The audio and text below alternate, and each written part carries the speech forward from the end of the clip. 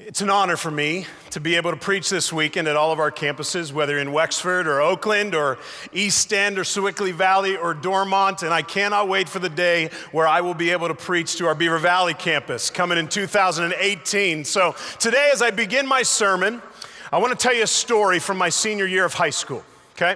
So in my senior year, I was just learning how to play guitar. And so I was new to the whole thing. I didn't have my own guitar, so I had to borrow my buddy's guitar. And so he was already in a band with several of my other friends. And so the school announced that we were going to have our annual talent show, to which I was extremely excited, but man, I don't know what I'm going to be able to do. So my friend invited me to be a part of his band, to play in front of the entire school, even though I really didn't know how to play guitar just yet. But he said, hey, we're gonna play one song and I think you can nail it because I've been watching you practice. And so the song that they invited me to play with them in front of the entire school was Pearl Jam's Alive. And I was so excited. I went home and I practiced and I practiced and I practiced. And we practiced that one song in my buddy's basement for weeks to come. And you know, when it came to the parts of the song that I didn't know how to play, I just sort of faked it. Right? I didn't know how to play them. I kept making mistakes, and the guys, I knew they knew, but they just sort of let me kind of be a part of the band. And so the day came for the talent show, and I was so excited to play in front of the entire school. And I just tell you what, the rest of the guys nailed it. It was awesome. We rocked out so hard that day, but the parts of the song that I still didn't know the chords to, I just sort of messed up. And I just looked at the guys and I was like, I'm still rocking out. It didn't matter because I was a part of the band, you know? And so I was incredibly excited to be a part of the talent show that day. But the sad thing is that the band broke up after the talent show. Either that or the guys just never invited me back to be a part. You can choose which one you want to believe. I believe that the band broke up, okay? But here's something that I just want to tell you. That talent show for me was a spark. It pushed me into something that I eventually taught myself how to play guitar because of that day. I taught myself how to play piano because of that day. And I eventually, for 15 years, rocked out on the guitar, leading worship in various settings, in student ministry and in church and here at Northway. Maybe you didn't know that about me, is that I led worship for 15 years. And I wonder if because I didn't know a few chords to the song that day, if I would have said, you know what, guys, nah, I don't know how to play, I wonder if I would have ever had 15 years of leading worship. And I wonder for you, maybe for all of us, I wonder how many of us have missed out on something in life that was great because we didn't want to try something for the first time, or we didn't want to try something for the second time because we failed at it the first time. I wonder how many of us have missed out on something great in life because maybe we thought we didn't know enough about that particular thing to give it a try. See, doesn't life has a tendency to do this to us, to maybe play it safe, or to maybe not play at all because we don't really know? And maybe for you, maybe it's the dream that you had to start your nonprofit, but you just couldn't have the courage. You didn't have the courage to, just make the leap, and now you feel sort of stuck in your job, passionless. Maybe for you, she was the girl of your dreams, and you just couldn't get up the courage to ask her out, and now she's engaged to another guy. Maybe for you, it's the dream job that you've always wanted to pursue within your company, but you just didn't think that you had the skills or the experience or the resources to go all in and apply for that position, so you just sort of settled back and you watched as other people went for it. And you sort of settled for what was easy, but you know that's not what you want. See, I think that many of us have a desire to be in the band, but we allow those few chords of life that we don't know to cause us to put down the guitar for good and never take a shot. And I believe that God knows our tendency to sort of play it safe in life, to sort of take it easy in life and allow those things that we don't know to keep us from the life that he has for us, to allow those failures in life to keep us from the life that he has for us on the other side of those failures. And how do I know this? Is because Jesus, he knew this about his disciples. And so in this series, we've been studying the disciples of Jesus. And so let me tell you something about them. Given the opportunity to learn under Jesus, the disciples were glad to let Jesus do his own thing and to just sit back and kind of watch him, learn from him, under him. But here's the thing, Jesus didn't call these disciples to be roadies. He called them to play in the band. And in Mark 6, we see a time where Jesus invited them to play in front of the whole school, but they weren't ready yet. But Jesus knew that this was great for them. This was a part of the discipleship process for Jesus, to get these guys to actually practice what he had been preaching to them. This was their time to learn about spreading the gospel. And this is where it got hard for them to follow Jesus.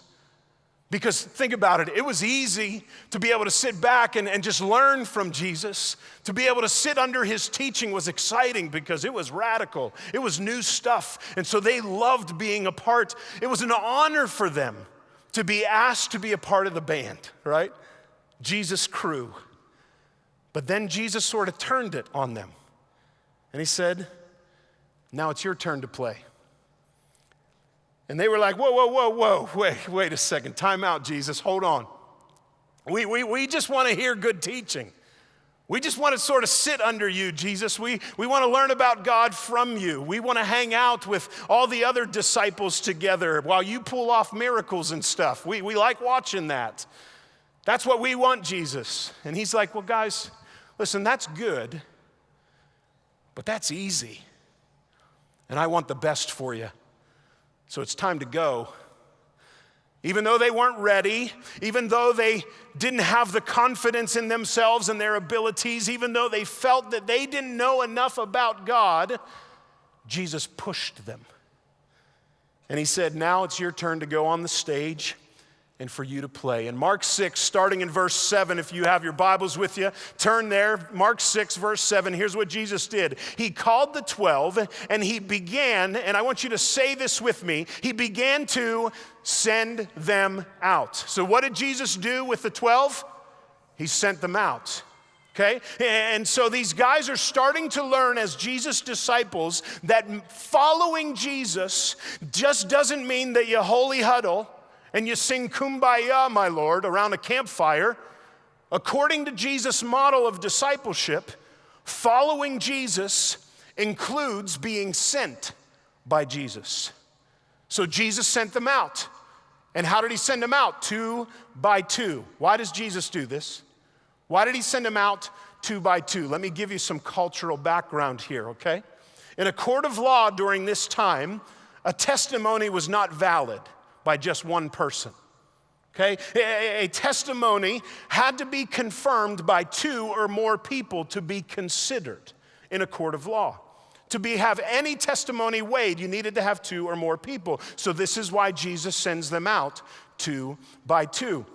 Another reason I think Jesus sends them out 2 by 2 is for accountability and for encouragement, because Jesus knows that it's about to get really hard for these guys.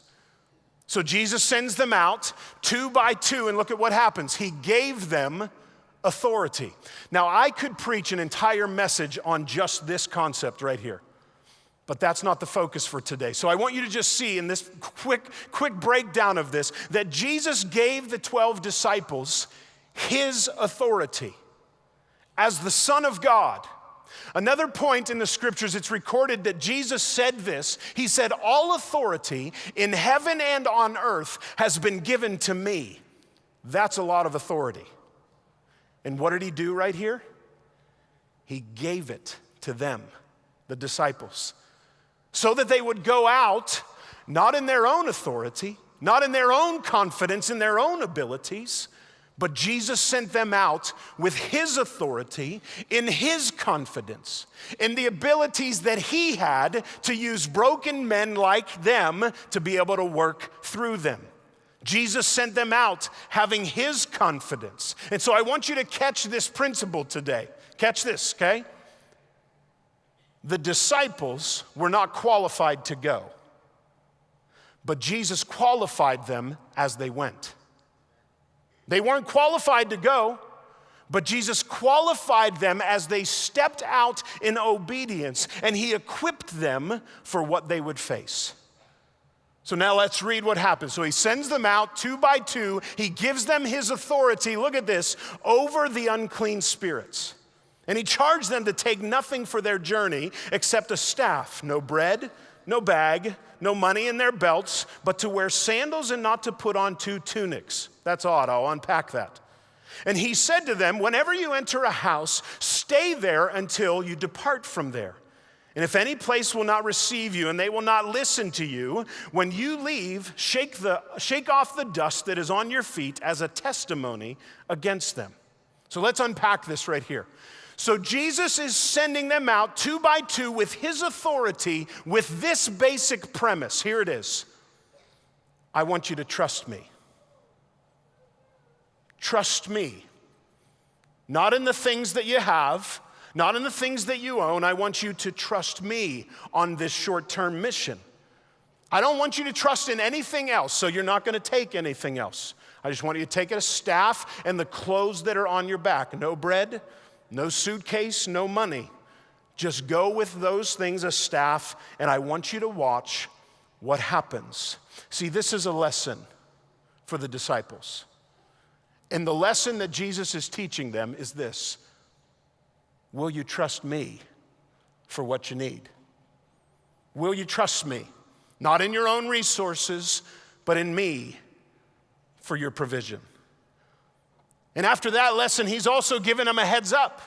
And he's saying, he gives them some specific instructions that he wants them to obey about honoring those who would open up their home to them. And here's basically what Jesus is saying. Don't upgrade. When something better comes along and maybe a nicer host comes along with, maybe you're sleeping on their couch, but now they open to you a whole suite. No. Stay with them because they opened up your home first. Show them honor for showing you honor. So don't upgrade.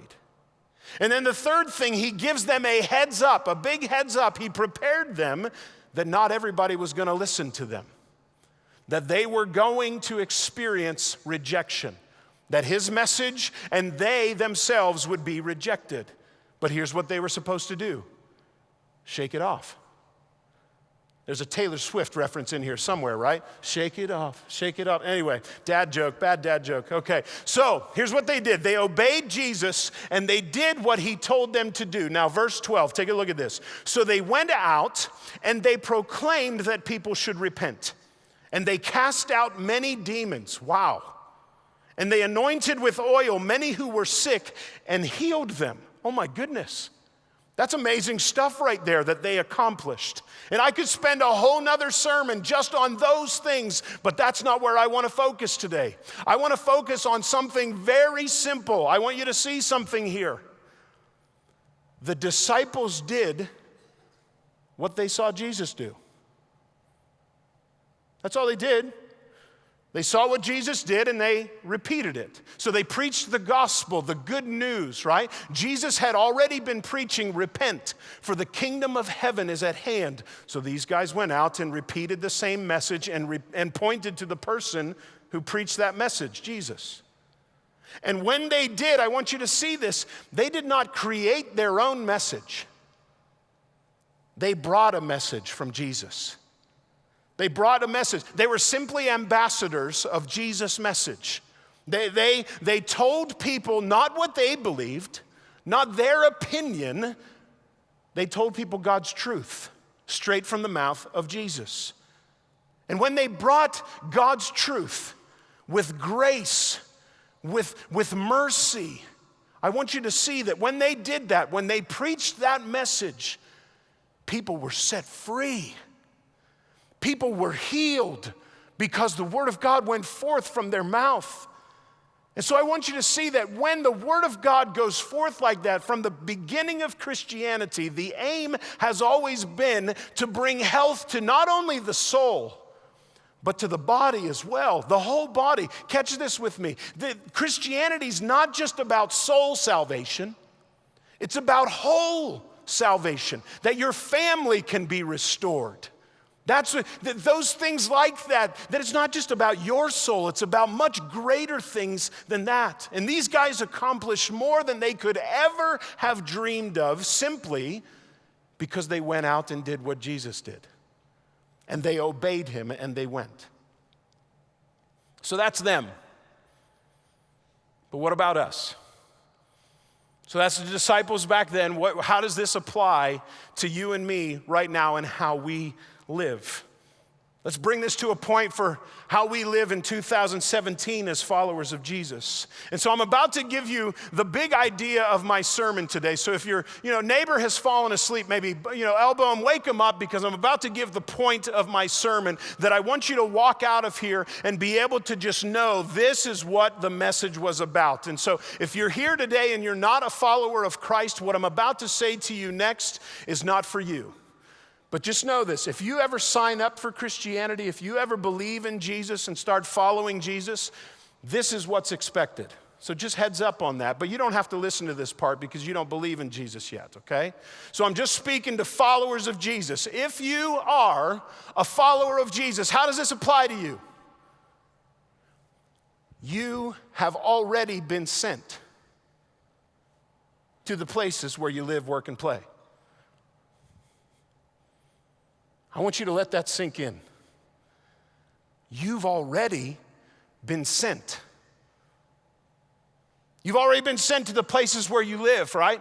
In your neighborhood, in your apartment complex, in your condo community, your school district. You've already been sent to the place where you work, at the restaurant, at the bar, at the, wherever it is that you work, the garage or the school. You've already been sent to the places where you hang out, where you play, right? Where your kids play ball, and then you're connecting with other parents who are also there as well. You've already been sent. But here's my big question today. What message are you sharing with the people?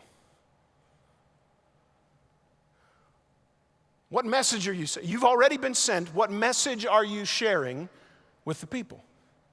And I only see three answers to this. The first one is this: no message. The second is the wrong message. And the third is Jesus' message. Now, what do I mean by this? By no message, I mean that maybe if you were to invite me over to your house and we were to bump into your neighbor that you've known for years and you were to introduce me as a pastor of your church, and they might say something like this to you: I didn't know you were a Christian. I didn't know you go to church. Right? We've known each other for years. You've never mentioned anything about your faith. See, that's what I mean by no message. They don't know that you're a follower of Jesus. By wrong message, here's what I mean by that, right? Here's what I mean. So the wrong message, if you were to invite me maybe to hang out with your buddies at the Steelers game, right? And you were to introduce me as your pastor of your church, and they might say something like this to you: dude, you go to church? I would have never known that by what we did last night, you know what I'm saying?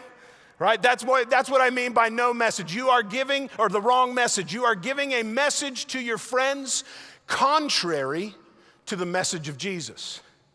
Now, the third way we can answer this question is the message of Jesus. What message are you sharing? So maybe I roll up into your work and I introduce myself to your coworkers or your boss, and here's what they might say to me: he is the nicest person. Man, I tell you what, he keeps inviting me over to your church, the service. He keeps telling me about the mission trips that he's been on with your church and how he serves. You know what? He keeps asking me how he can pray for me. Your boss might say things like this: he is the hardest worker that I have. I don't believe in Jesus, but I know he does, and he's a hard worker. See, here's the big idea. You've already been sent to the places where you live, work, and play. My question for you is, what message are you sharing? So I want to remind us of a concept here that it's not new. Okay, Jesus, he introduced it. The Apostle Paul, he reinforced it. Men and women throughout the entire, centuries have been teaching on it. Martin Luther sort of made it famous when he taught about these things. And here's the idea. To do the ministry of Jesus does not mean that you have to be in full-time ministry. Okay? See, a lot of people think that it's just the pastor's job to do the work of ministry. See, many people think that what they do for a living is not actually connected to the ministry of Jesus. It's sort of what Pastor Scott said last week, right? We take that Jesus kayak and we put it back up onto the shelf after the worship service is over, and then we go to work Monday morning and it has nothing to do with what we just did on Sunday, right? And so that's not the way that Jesus sees it. You know that, right? See, for Jesus, every follower of Jesus is a minister of the gospel where they live, work, and play. Each and every one of us, no matter what you do for a living, we all have the same mission: to bring the message and the mercy of Jesus wherever we are sent. And where you've been sent, I've not been sent, right? I mean, you might be a lawyer, I'm a pastor. You might be a teacher, I'm a pastor. You might be a mechanic, a businessman, a DJ, a professional athlete. I am not, even though I look like one, I know, okay? But God didn't send me into the domain of professional athletics, okay? You might be a postal worker. You might be an accountant or a physicist. I'm not, I'm a pastor. But that does not mean that you and I do not have the exact same mission and message from Jesus. So I want to introduce you to something that my mentor Dave Buehring introduced me to. It's something that his mentor Lauren Cunningham, founder of Youth with a Mission, introduced him to. Dave wrote about it in his book, The Jesus Blueprint, and he calls them the dozen domains of culture.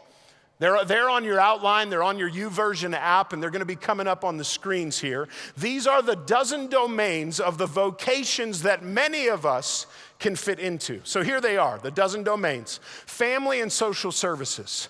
So parents in here, that's your domain, right? Those of you who work in social services, that's your domain. Church and missions, that's me, right? Pastor guy. Missionaries, that's our domain. Government, law, and nation security. Anybody a police officer in the house, right? Education and students, any teachers here? Electronic, print, and digital media. Arts, entertainment, and sports. This is the professional athletes in which I look like. Anyway, business and commerce, right? All right. Science and technology, health, medicine, and wellness. Any doctors here, right? Environment, agriculture, zoology. Nonprofits and service organizations. And then the last one is peoples.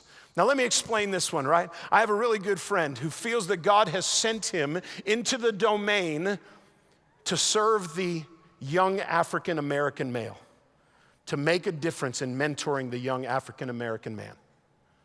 I have another friend who feels called to serve Muslims. That's what it means by peoples. And so is this an exhaustive list of all the domains of culture? No, it's not, but it gives us a picture of where we have been sent to in the world to be the ambassadors of Jesus' message. And here's the thing, he's already sent you there. You're already there. The big question is, what message are you sharing? Dave Buehring put it like this: the way we break these down is not nearly as important as intentionally identifying various domains and making disciples, and here's the key, who will bring Jesus' character and ways to bear within these domains. So the point is, you've already been sent, right? You've already been sent to these domains of culture, and every one of these domains needs godly men and women to be ministers, to bring the message and the mercy of Jesus into that domain. So let me give you an example here. If you're a business person, right, you can reach another business person in a way that I cannot, right? So you know their lingo, you know the way they think, you know the way they act, right? You have an office right beside that business person. I do not. But you have been sent into that domain of culture to speak life, to speak Jesus into that domain. See, I'm a pastor. I have a responsibility within my domain to preach the good news of Jesus and bring healing here. And you have the exact same mission in your domain. But here's what I've been hearing the last couple of years as your pastor. Some of you say this to me. Some of us, I get emails from you, and it goes something like this. But Pastor Kent, what if I mess up? What if I don't say the right thing? What if I start talking to my coworker about Jesus? And what if they start asking me questions and I don't have all the right answers about Christianity? It's easier for me, Pastor Kent, to just sort of bring them to church and to just introduce them to the pastors or the staff. Well, I want to take us back to last week. That's easy. And Jesus doesn't want easy for you. He wants what's best. And this is a part of the process of getting you to experience the best life that Jesus has for you as his disciple. So let me take you back to when Jesus sent out the 12. They probably didn't feel like they had all the right answers. They definitely did not. They weren't ready. But Jesus sent them anyway. And they did it. They obeyed him and they went. Jesus knew they would make mistakes. And he knew that that was the best way for them to learn about what it means to be a disciple. They see a part of their discipleship was to be obedient to what Jesus told them to do. So let me just tell you something. Let me put all of us at ease today. You're going to make mistakes when you share the gospel with people. And that's okay. That's a part of growing. That's a part of learning. See, as a pastor, I've made a lot of mistakes when I've tried to share the gospel. As a neighbor, I've made a lot of mistakes trying to share the gospel. In fact, I made a huge blunder about a month and some ago. Let me tell you about it, just so you can all feel better about yourself, all right? So I've been trying to get to know my neighbor a little bit, right? Get to know him better, I should say. And I know that he has gone through some pretty rough stuff in his life, and he's a young adult, and so I'm not, and so I'm trying to bridge that gap a little bit. And so one day I'm taking out the garbage, and I see him over in his driveway, so I said, okay, I'm gonna go over and just chat with him. Strike up a conversation, and we've been chatting for a little bit, and the butterflies in your stomach of like, I really need to start speaking up for the gospel here. And so I'm like, how can I do that? Because this is an awkward place to do that. And so, here we go. Okay, and I said to him, hey man, would you ever be willing to maybe go out and grab a beer with me and watch a game and we could just talk about some of the stuff that we're talking about right now? And he looked at me with this really confusing, and I was like, whoa, what did I say? Here's what he said. You know I'm only 19, right? To which I was like, no, I didn't know you were only 19, man. You are one of the most mature 19-year-olds I've ever met in my life. He owns his own business. He is one of the most responsible. He is on time. I thought this brother was 25 years old. I said to him, I would have never invited you out for a beer if I would have known you were underage, man. Like, your mom is going to kill me. Right? So we had a good laugh about it. And now, I felt so bad that like a couple days later, I had to go over and talk to his mom. I was like, I am really sorry that I invited your 19-year-old son out for a drink. I would have never. And she laughed it off. It was a great connecting point. See, through my failure, through my mistake of trying to be like Jesus, connect with this guy, I blew it. But now it's given me a little bit more relationship with him. See, here's the thing. Jesus sent out the disciples not so they would get it perfect every time. Jesus knew they were going to make mistakes. He knew that they didn't know all there was to know about God. But the point was, he wanted them to trust him and obey him. He knew that if they went out with his message, with his authority, that they would experience things that they would have never possibly imagined and grow in ways that they never could have dreamed of and seen things that they could have never done on their own through their success and definitely in their failures. See, the point for Jesus sending them was their obedience. And if they would preach his message, not if they got it right. So the account goes on in verse 30, and it says this: the apostles returned to Jesus, and they told him all that they had done and taught. And so this gives us a clue into Jesus' discipleship process, an accountability. See, as a part of his discipleship process, he expected them to return to him and share with him what God had accomplished in them and through them. He didn't leave them to figure it all out all on their own. He set up a time and a place for them to get back together so that they could share what they did and what they learned. And I would just imagine that this is not just simply them sharing with Jesus and him sort of listening. I bet that this is kind of a mentoring session where Jesus said, you know what, next time I would definitely not say that. Or, great job, man, well done. Next time you might want to think about doing it a little bit, this way when you share the gospel with people. I bet you that Jesus gave them some correction and he gave them some encouragement in that session where they reported back. And so here's the thing that we need to know. This is an expectation that Jesus has, that we would have people who are further ahead of us that we can report back to be held accountable to, so that we can then learn from older, wiser people who have feedback for us. What it means to be a disciple is to continue under coaching of people who are wiser, your mentors. And like we said last week, you're never too old for this. And you're never too young for this. So let me make this very practical for us today as we close here. We've already established that Jesus has already sent you into the places where you live, work, and play, the dozen domains of culture. And so I want you to imagine with me right now, let's use our imaginations. I want you to imagine that Jesus comes to you, the actual Jesus, the real person of Jesus, that he comes to you right here, right now. And he says to you, hey, I want to get together with you. And I want to hear about the things that you've done. I want to hear about the things that you've taught to the people where I've sent you, where you live, work, and play. So let's get together and let's debrief about those things. Here's my question for you. What stories would you have to share with Jesus?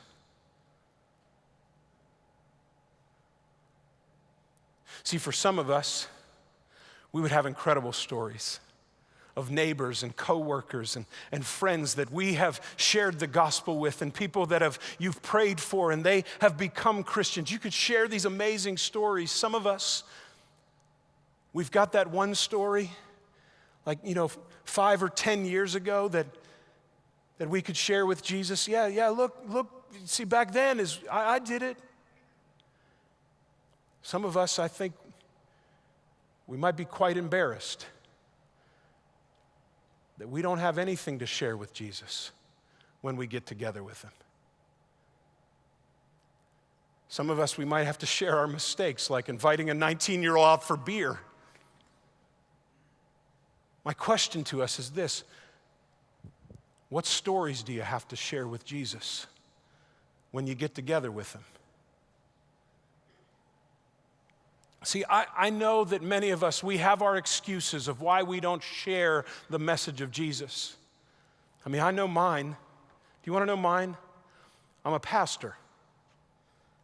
That's an excuse for me, because here's what happens when I say I'm a pastor. People change automatically. They see me coming then in the neighborhood and they're like, duck, away. So it's an excuse for me not to share the message. Maybe your excuse is that I'm not confident enough. Maybe I don't know enough about the Bible or Jesus or Christianity. Friends, can I just remind you of something? Don't let the few chords that you don't know keep you from rocking out in the talent show. Because the life that Jesus has for you, when you obey him and when you step out with his authority, it's better than anything that you could possibly dream up on your own. So I want to send you out today at all of our campuses And I want to challenge you as Jesus challenged his disciples. And so I send you with the same exact authority that Jesus sent his disciples, because the same Spirit of Jesus that raised him from the dead lives inside of you. You have that same authority. And so I send you out now in the name of Jesus. And I want to ask you one last question. Who's the one person this week who you already know, that you're already connected to, that you're going to share the message of Jesus with this week? That's Jesus' expectations of his followers. I'm going to hand things back now to your campus pastor.